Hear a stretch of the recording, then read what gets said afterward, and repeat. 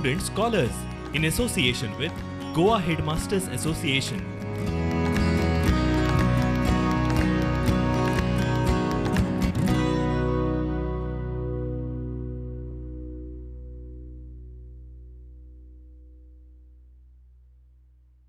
Welcome back to the second part of the first lesson, Resources and Development.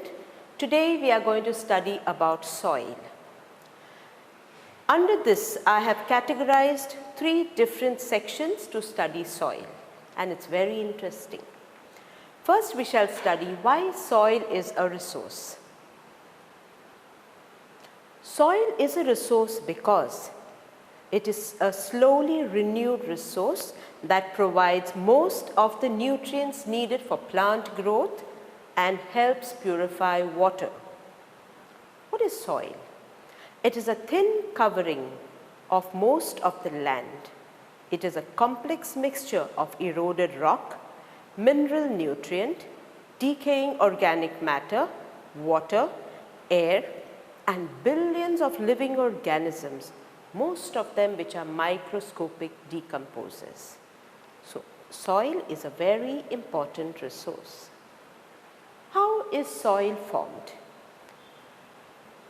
This is an internal factor that contributes to the kind of soil, while these are external. Why is this an internal factor? Because the soil is basically a result or a product of the kind of the parent rock, which will determine its color, texture, chemical properties, mineral content, and the permeability of the soil. The external factors that affect soil are climate and features of climate such as temperature, rainfall, weathering, humus, wind, and other erosional features. Relief. What is the altitude, the slope of the land, how much of soil gets accumulated in a place?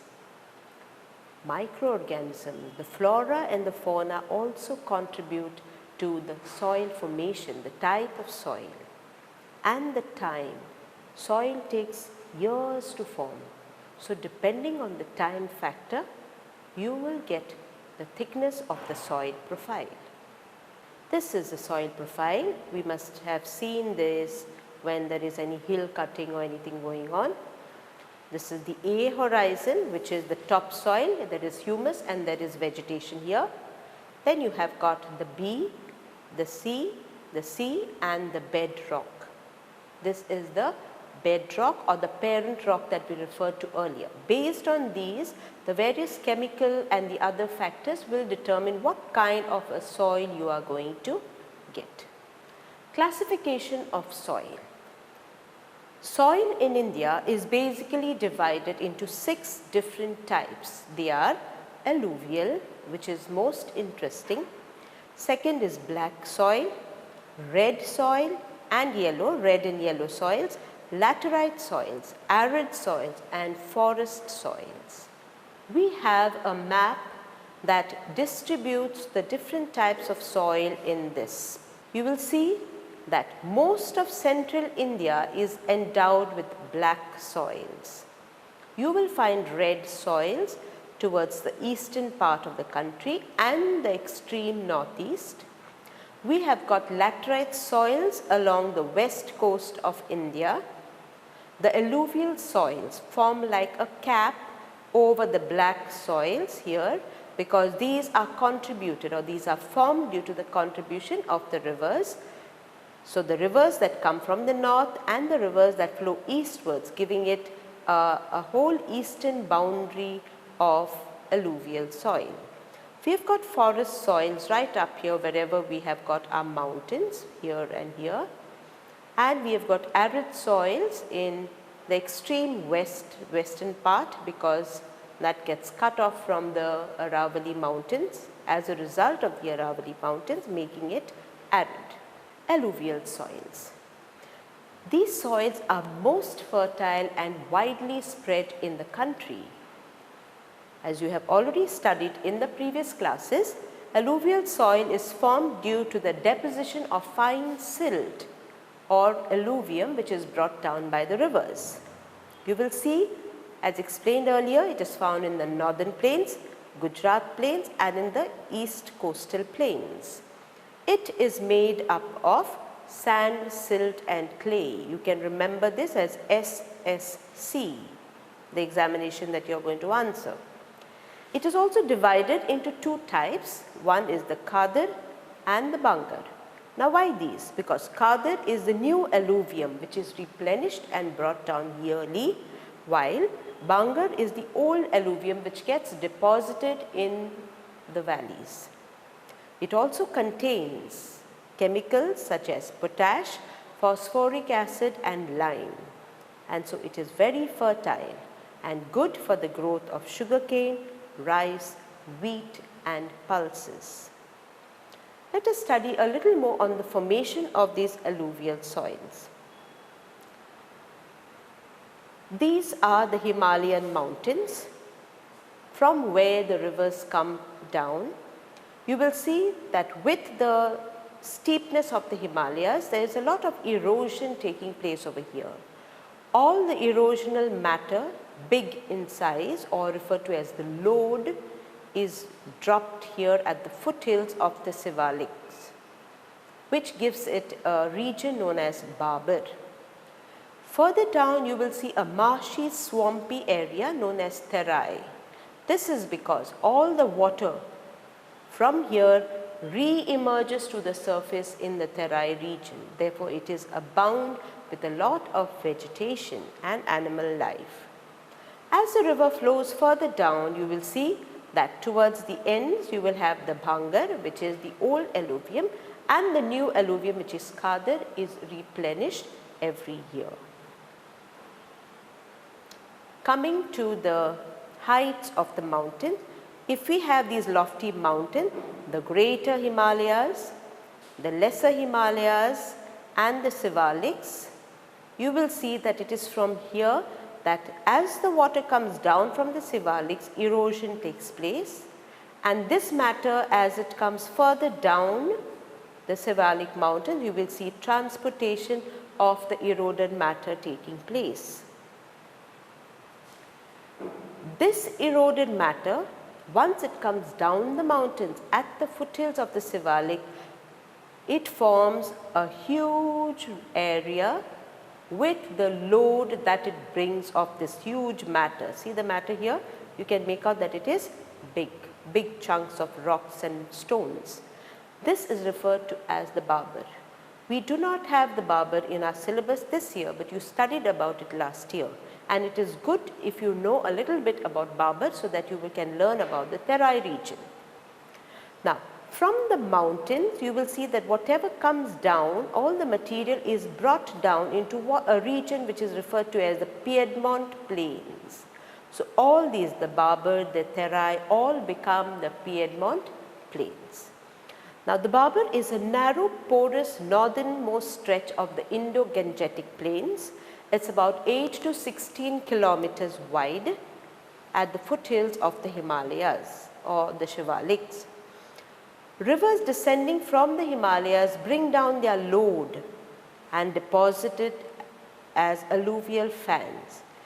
These merge to become the whole region which is referred to as the Barber or the Barber belt. This region is comparatively narrow in the east, but it is quite broad in the northwest. We have another term known as the dwarves in our textbook. These also are regions which at the foothills of the Shivalik that have a lot of water in them. Here you can see the Thirai region. These are the mountains, the Himalayas. These are our hill countries. And you will see that here we have got the Thirai region. These are the plains of Thirai. So, the mountains, when they bring their water and they deposit all the big load over here, you will see it seeps down the slope to give us this wide stretch of the Thirai region. The Thirai. It is an ill-drained dam or a marshy area which is forested. You will see it runs parallel to the Barber. It's about 15 to 30 kilometers wide. The streams underground from the Barber belt, which had those big boulders, re-emerge in the open to form this Thirai region. It is a thickly forested region which provides shelter to a variety of animals. We have got the Jim Corbett National Park in Uttarakhand and the Kaziranga National Park in Assam, which lie in the Thirai region. Most of the Thirai land is located in Punjab, Uttar Pradesh and the Uttarakhand, which people have taken advantage of the water available and converted it into agricultural land, giving good growth and a good produce of rice, sugarcane and wheat. This is a picture of the Thirai. Then comes the alluvium, the Bhangar and the Khadar. Now Bhangar is the older alluvium which is found along the river beds, forming terraces in the higher than the floodplains, because the floodplains are occupied by the Khadar. While Khadar is composed of newer alluvium which form along the floodplains or along the banks of the rivers. The Bhangar is often impregnated with calcareous material known as kankar. Kankar can be found as nodules, black nodules. However, Khadar, it's the new layer of alluvium which is deposited by the mountains every year. It is replenished every year, and therefore this makes the land very fertile, and we find them along the banks of the river Ganga. With this, we finish about alluvial soils. Let's go on to the black soils. Black soil, as the name suggests, is black in color. You can see the picture. It is often also referred to as the Regur soil or the black cotton soil, any one of these names. The Regur soils are called black cotton soil because they are black in color and they are good for the cultivation of cotton. It is made up of extremely fine clayey materials. It has the capacity to hold moisture. So, the moisture holding capacity of the water is immense. These soils develop deep cracks during summer, which helps in the aeration of the soil. Even when plants are grown, there has to be enough of oxygen for the roots to breathe and to grow. These soils are sticky. Remember, they are clayey in nature, so when the first rains begin, they become very sticky and they need to be ploughed or tilled no sooner the pre-monsoon showers strike. These are found in the Deccan Tract of Maharashtra, Gujarat, Madhya Pradesh and Chhattisgarh. These soils are basically formed due to the weathering of the volcanic rock. They are very rich in potash, calcium carbonate, magnesium and lime. However, they are poor in phosphoric content. Red and yellow soils. These red and yellow soils develop on crystalline igneous rocks. They take a red color when they have got diffusion of iron in them, so they turn red, and it looks yellow in the hydrated form. These are mainly seen in areas having low rainfall, basically on the eastern and the southern part of the Deccan Plateau. You will also find traces of these soils in the states of Orissa, Chhattisgarh, southern and the middle parts of the Ganga plain, the Piedmont points of the Western Ghats. Crops that can be grown on this soil are wheat, cotton, pulses, tobacco, oilseeds and potato, to name a few. Laterite soil. These are found in regions having high temperature and high rainfall like Goa. Because of the high rainfall, there is intense leaching due to the heavy rains.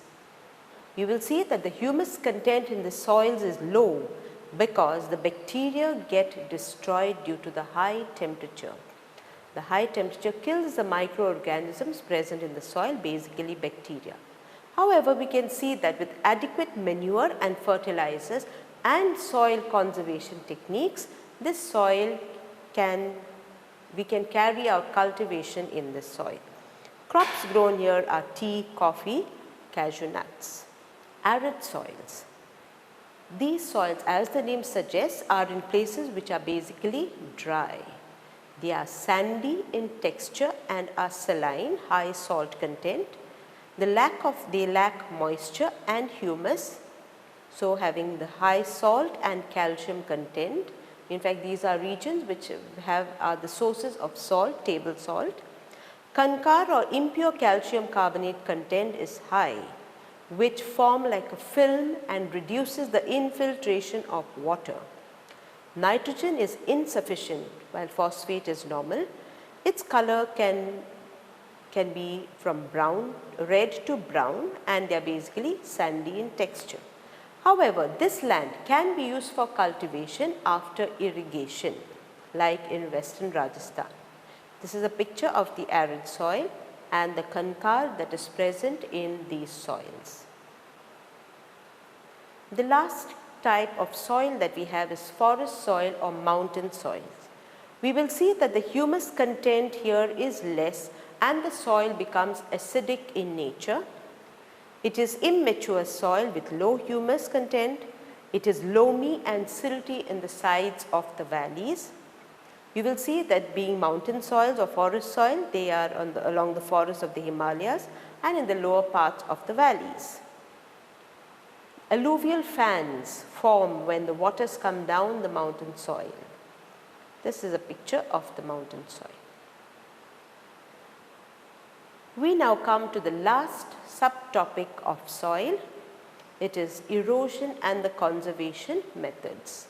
What is the definition of erosion? It is the denudation of soil cover and its subsequent washing down. Why does the soil get washed down? The causes of erosion are human activities that we have cited earlier, and also natural factors like wind, water, glaciers. These are some of the human factors that erode: deforestation, overgrazing, construction and mining. Also, we have got logging. When we cut trees, the soil cover gets a chance to degrade. Open pit mining. Mining also enables the wind. Besides the water, there's also wind erosion that takes place here. Earth moving equipment used for construction. When we have paved parking, there is no place for the water to seep into the soil, therefore the soil will erode. This is exactly what happens when water is an agent of gradation. You will see the water flows down in the form of a sheet, which is known as sheet erosion. It comes down the mountains, making deep valleys. So the water moves whichever side, depending on the slope of the mountain, the water will move, and if the gradient is on this side, the water comes down, digging deep channels into the mountains, which are known as gullies, giving rise to gully erosion. Types of erosion are gullies. These are running waters which cut through the clayey soil, making deep channels like these. You have got badlands. Because of gully erosion, you will see land gets fragmented. So the land becomes unfit for cultivation and eventually is known as badlands. You have got ravines in the Chambal basin. Sheet erosion commonly occurs on recently ploughed fields and other sites which have got land exposed and no vegetable cover. So what do we do? What are certain conservation methods that we can use to conserve soil erosion? Methods of soil conservation. First, we have contour ploughing. What is contour ploughing? It is ploughing along the contour lines, that is on the hill slopes, which decelerates or reduces the flow of water down the slopes. And this is, second is terrace farming. Steps are cut out on the slopes, making terraces. You can see the difference in these two. These are like huge steps which are cut down, while these are along the curvature or the slope of the curve of the hill, you will grow your crops. So terrace cultivation restricts erosion. Western and central Himalayas have well developed terrace farming. And the last two methods are strip farming. Large fields can be divided into strips where strips of grass are grown between the crops to break the force of the wind. And shelter belts, planting lines of trees to create a shelter, also works in the same way. Rows of trees, huge trees, big trees like these are referred to as shelter belts. These shelter belts have contributed to the stabilization of sand dunes and stabilization of the deserts in western India. If you see the difference, here we have a huge field with just grass growing in between, while these form big trees to break the velocity of the wind. With that, we finish the lesson, Resources and Development. Here are some questions for assessment. You may please solve them.